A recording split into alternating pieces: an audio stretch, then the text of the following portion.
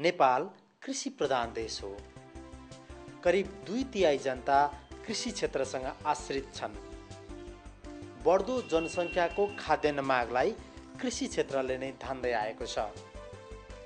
कृषि क्षेत्र अन्तर्गतको अर्को महत्त्वपूर्ण व्यवसाय हो पशुपालन। बढ्दो बजारीकरण र माग सँगसँगै पशुपालन क्षेत्रको व्यवसायीकरण पनि भइरहेको छ। मासु तथा मासुजन्य पदार्थ र दूध तथा दूधजन्य पदार्थ पशुपालन व्यवसायबाट नै प्राप्त गर्न सकिन्छ। तर कुल उत्पादन लागतको 65 देखि 70% पशु आहारमा खर्च हुनाले किसानहरू जहिले पनि मारमा पर्ने गरेका छन्। कृषकहरूमा धेरैजसो स्रोत र साधनको अभाव हुने गरेको छ।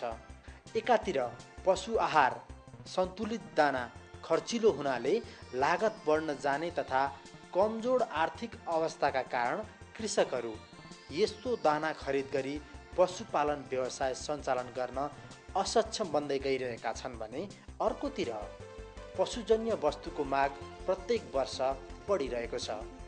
तसर्थ कृषकको उत्पादन लागत कम गर्न घाँसमा आधारित पशुपालन व्यवसाय सञ्चालन सुरु भएको छ। घाँस भनेको पशुको लागि सबैभन्दा सस्तो आहार हो। अब हामीले पालन भनेको दानामा पनि दाना खुवाएर र आधारित पनि पशुपालन गर्न सक्छौँ। तर हाम्रो चरन र घाँस बालीमा आधारित पशुपालन भन्नुको अर्थ के हो भने कि हाम्रो एकदम कम मूल्य लागतमा चाहिँ हामीले दूध र मासुको उत्पादन गर्न सक्दछौँ। अहिले नेपाल अधिराज्यकै हामीले तथ्याङ्क लिँदाखेरि पनि 19.7 लाख हेक्टेयर चरन तथा घाँस बालीको लागि जुन कि कृषि क्षेत्रमा अन्न बालीको लागि उपयोग नभएका जग्गा हामी उपयोग गर्नको लागि अहिले हामीसँग छ। तर हामी त्यसमध्ये 1.27% मात्र उपयोग गरेका छौँ। खाली रहेका जमिनमा उन्नत जातका घाँसहरू लगाउने कार्यको थालनी भएको छ। चरन खर्कहरूलाई व्यवस्थित बनाउन कृषकहरू जुटेका छन्, जसले गर्दा खाली जमिनको सदुपयोग हुने र पशुपालन व्यवसाय पनि फस्टाउने कुरा कृषकहरूले राम्ररी बुझेका छन्। घाँस बढी खाँदा दुध बढी आउँछ, त्यसकै लागि घाँस बढी खाइन्छ। अब यस्तो घाँसहरू डाले घाँस लगाएर खाइन्छ।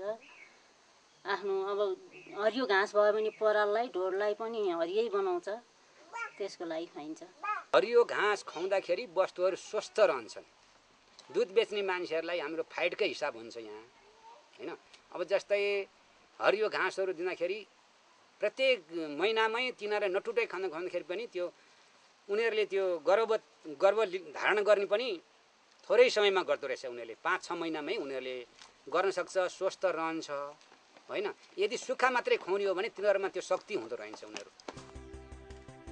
हरियो घाँसको मुख्य स्रोतको रूपमा भुइँ घाँस र डाले घाँसलाई लिइन्छ।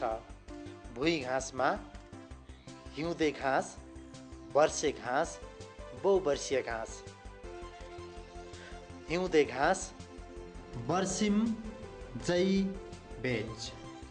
वर्षे घाँस टियोसिन्टे अर्थात् मकैचरी, जुनेलो, बाजरा।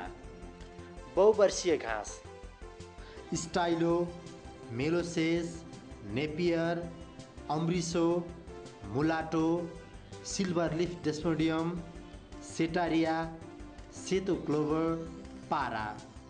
त्यसै गरी डाले घाँस अन्तर्गत इपिलिपिल, टाँकी, कोइरालो, किम्बु, बडर, दबदबे, निगालो, काम्ब्रो, लाकुरी, मिन्टुला, राईखन्यु, खस्रु, भोटे पिपल जस्ता घाँसका प्रकारहरू नेपालका कृषकहरूले प्रयोग गरिरहेका छन्।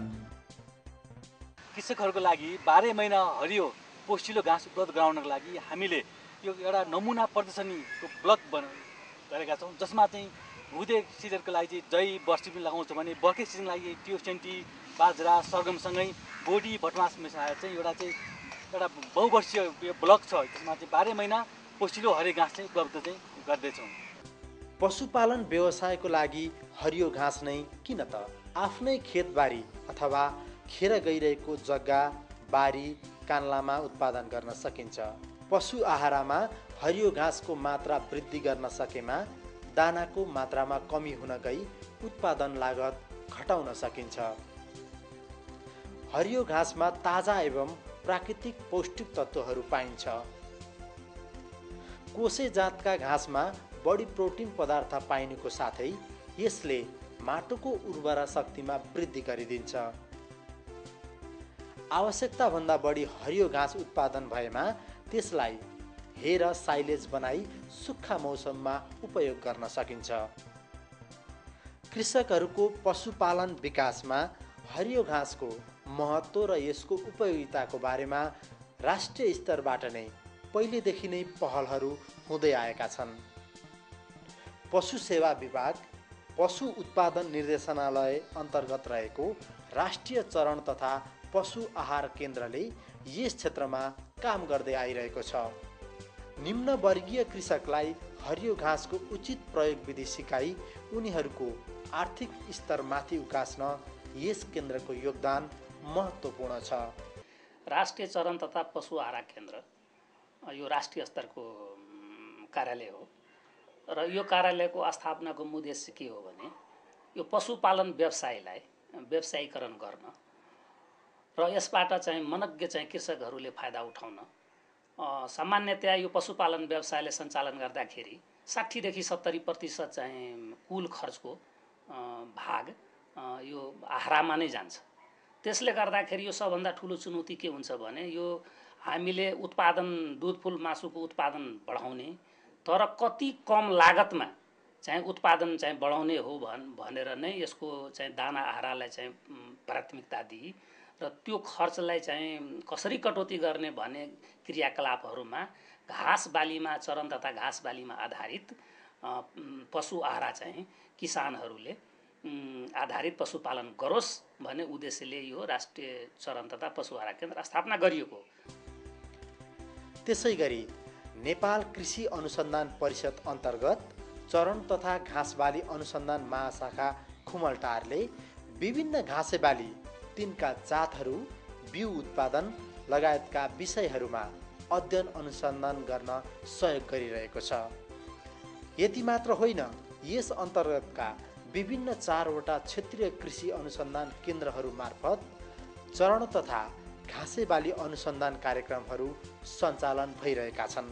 चरण तथा घाँसेबाली अनुसन्धान महाशाखाको मुख्य काम नै यसको विभिन्न घाँसेबाली अनुसन्धान अध्ययन गरी चाहिँ घाँसको खेती प्रविधि विकास गर्नु र विभिन्न उन्नत जातको घाँसहरूको चाहिँ उन्मोचन सिफारिस गर्नु नै हो।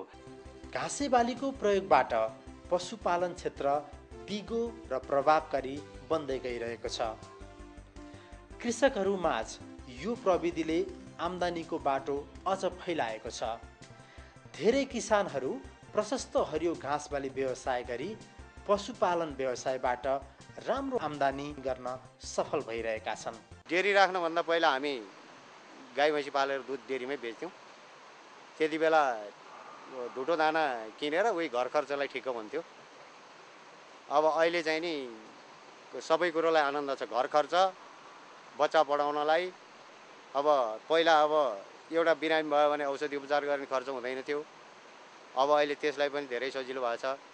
तसर्थ आधुनिक प्रक्रियाबाट पशुपालन व्यवसाय गर्दा होस् या परम्परागत प्रक्रियाबाट पशुपालनमा हरियो घाँसको निकै महत्त्व छ।